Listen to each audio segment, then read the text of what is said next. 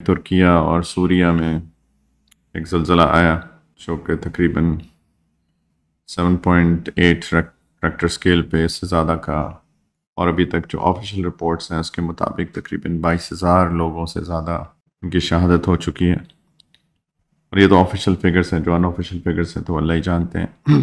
اور ابھی تک ریسکیو ورک جاری، لاکھوں لوگ بے گھر بھی ہو گئے اور بہت سارے لوگ شہید بھی ہو گئے۔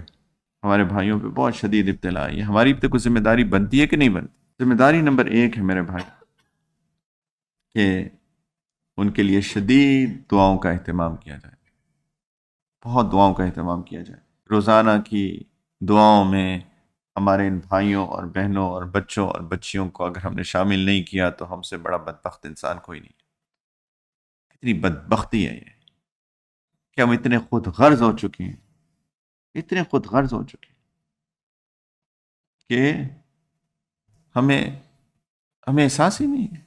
ارے میں خود نہیں کہہ رہا، یہ حدیث کے الفاظ ہیں۔ رحمت ہی نہیں ہے ہمارے دل کے اندر۔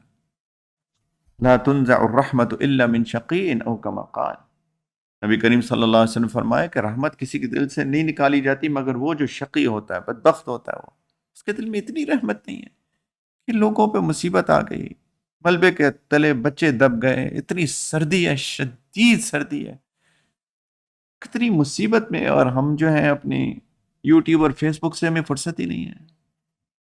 اتنی سخت دلی، کتنے سخت دل ہیں ہم لوگ، ہم ان کے بارے میں سوچ ہی نہیں رہے، ان کے لیے تکلیف ہی محسوس نہیں کر رہے۔ المؤمنون کرجل واحد، سارے ایمان والے ایک انسان کی طرح ہیں، ایک انسان کی طرح۔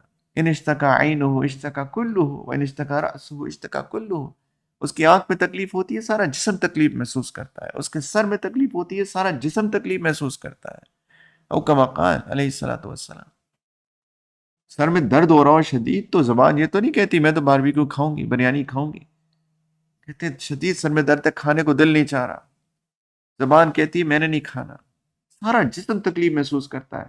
کسی مومن کو تکلیف میں ہے اور ہمیں احساس ہی نہیں ہے، یہ کیسا ایمان ہے؟ ایک ویڈیو میں، ویسے زیادہ مجھ سے ویڈیوز دیکھی نہیں جاتی، لیکن کچھ ایک میں دیکھ رہا تھا، سبحان اللہ، کسی کا سارا خاندان شہید ہو گیا ملبے کے نیچے، اور غالباً سوریہ میں تھا، وہ انٹرویو دے رہا تھا، کہتا حسبی اللہ و نعم الوکیل، حسبی اللہ و نعم الوکیل، حسبی اللہ و نعم الوکیل، اللہ کافی ہے میرے لیے، اللہ کافی ہے، بہترین مددگار ہیں، بہترین سازگار ہیں سب اپنی۔ سبحان اللہ، یہ ہے نا ایمان، حسبی اللہ و نعم الوکیل۔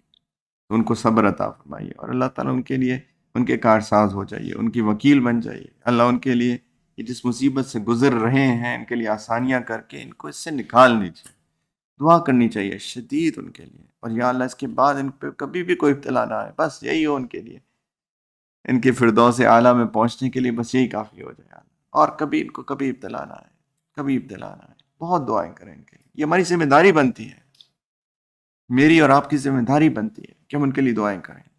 دوسری ذمہ داری یہ بنتی ہے کہ ان کی جس طرح بھی مدد کر سکتے ہیں ان کی مدد کی جائے، جیسے بھی ہم مدد کر سکتے ہیں ان کی مدد کی جائے۔ یہ ہمارے اوپر امتحان ہے، یہ ہم ان کی مدد کیسے کریں، ہم ان کے لیے کیا کر سکتے ہیں، یہاں بیٹھ کے کیا کر سکتے ہیں۔